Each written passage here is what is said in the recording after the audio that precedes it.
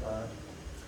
Like, you had that pretty emotional game last night, the loss to the Warriors. How are you able to bounce back from that tonight? We just had to look at it like it was a game 6 last night, and we were coming back with another shot at it, game 7 tonight, and I think we just did a pretty good job of just coming back with a clean slate and not really focusing too much on the game last night, and just worrying about punching our ticket today. And doesn't matter how you get there, we're going.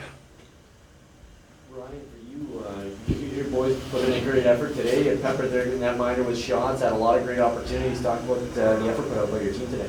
Yeah, I thought it was good. I mean, the situation's always tough. They come off a big overtime win. We come off a 6-0. I guess I can't call it an ass kicking. We just did.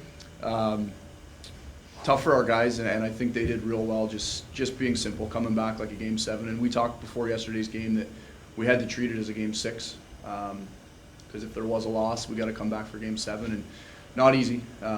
Credit all of our guys. We had some guys come in and play injured. Probably shouldn't be in the lineup, but did the job, and pretty proud of all of them. You mentioned earlier in the tournament, Ryan, that it seems like you guys like take a period off or something, and the team, you let them back in the game, and you're able to bounce back. It didn't feel like that tonight. You guys put on the gas the whole time.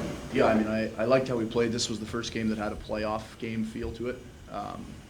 Last night couldn't have that feel because we were down by so much.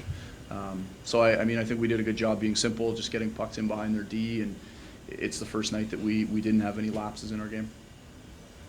Jeff, so you guys had a few opportunities on the power play in the first and 4-minute one, and then finally McKechnie got that goal pretty much in the last minute. What's the importance of that for you guys? Yeah, it really just gives us some confidence. I mean, we came into this knowing special teams was going to play a big role, and we were lucky enough to get one in the first and take advantage. I mean, they got a power play goal as well, and in playoffs, it's all about matching special teams. And I mean, it really just kind of kick-started our full game, and it was really good for our full 60 minutes to get one on the special teams and just kickstart everything.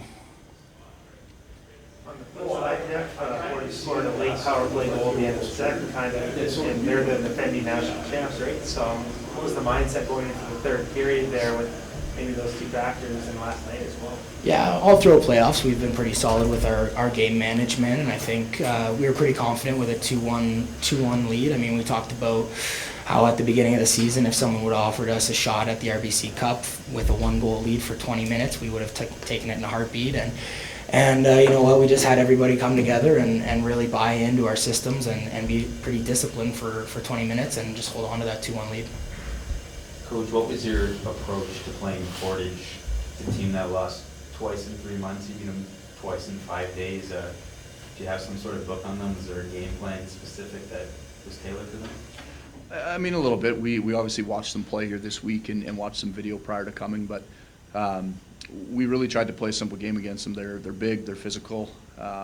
We didn't want to end up in our zone as much as any more than we needed to, so we wanted to move pucks up the ice quick, get it to the red, get it in deep, and we didn't play our normal style of game against them, I guess. We changed quite a bit. I think we had to. The way we normally play, I think they would have run us out of the building physically. Now, Coach, you're off to the RBC Cup in Lloydminster. So what's next for your team preparing for that big tournament, obviously? I think the first thing is we're going to go to Dairy Queen. Guys are excited to get some blizzards. We need time away from each other. I think we've all been around each other way too much for the last 12 days, especially coming a few days early. So some days off. We have no ice in Brooks right now either. So I really don't know what our plan is. I think we came just focused on trying to get there, and we'll figure it out on the bus ride home. Killed off that 5-minute penalty. It was 4-4 for 2 minutes. Again, third there. Was it feeling like heading into that just hold forward here and then lock this up? Yeah, I think so. I guess I didn't really see the hit. I don't know if it's a good call or not, but it's tough to have to kill a 5 at that stage of the game. I thought our guys did well and did enough that we could generate an opportunity to have them take a penalty and go 4-on-4. And I think that them taking that penalty was huge for us. It takes away a lot of time that we have to be on the 5-on-4.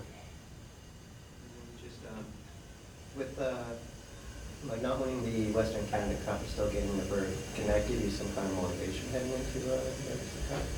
Yeah, I think so. I mean, we talked to our guys last night, right after the game. This is the same route we took the year that we won the RBC in 2013. We weren't the Western Canada Cup champions, and at the end of the day, when we were RBC champions, nobody cared who won the Western Canada Cup. So if if we're able to go and do what we think we can do, we'll get an opportunity to avenge that loss yesterday. But there's a lot of work ahead.